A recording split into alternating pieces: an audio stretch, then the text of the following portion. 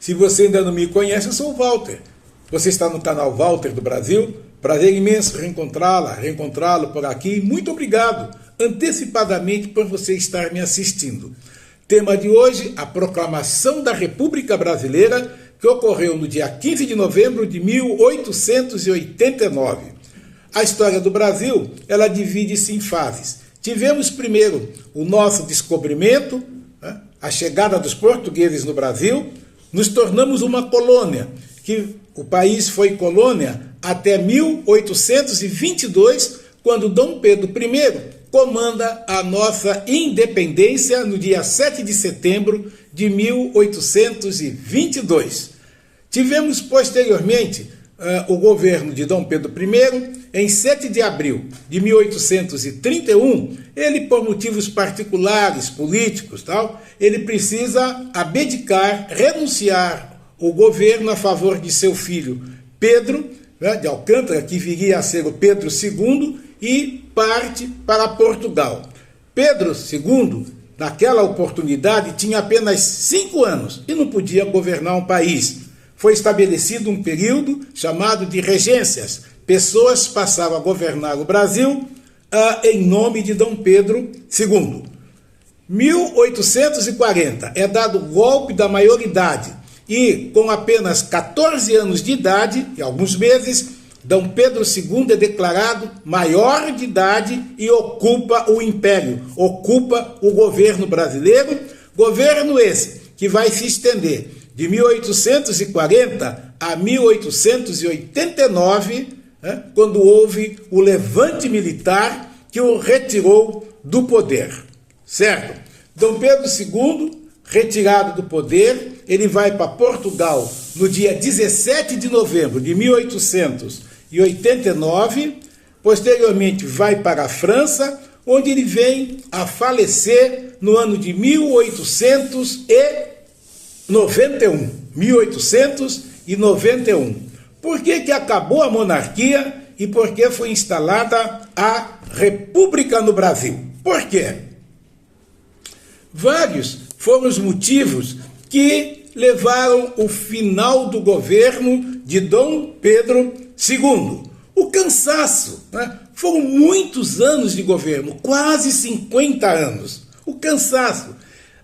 Além disso, ele começou a ter alguns problemas e com instituições importantes. Ele teve problema com a igreja. Não era tão importante, mas era importante considerando o poder da igreja no século XIX. Era muito forte, muito grande esse poder da igreja. Ele teve problemas também com os militares. Militares que queriam mais destaques, mais posições no governo e melhoria dos salários. Ele teve problema também com os agricultores, com os latifundiários, principalmente os cafeicultores, os que plantavam café, por causa da libertação dos escravos. Não podemos esquecer que escravo era uma mercadoria, ele era comprado e vendido. E quando houve a libertação dos escravos, os cafeicultores, principalmente, perderam a sua mercadoria, tiveram prejuízos, e eles não perdoaram Dom Pedro II. Por esse motivo, ele enfraquece, e isso possibilitou aos militares darem um golpe de Estado, sim, golpe de Estado, porque ele era um governo legítimo. Ele estava no governo pela força de uma Constituição. Foi dado, então, um golpe de Estado e instaurada a República no Brasil. Então, 15 de novembro, comemoramos a República Brasileira. Agora, por que eu sempre, em datas históricas, desde o meu tempo de professor em sala de aula, eu cantava o hino, fazia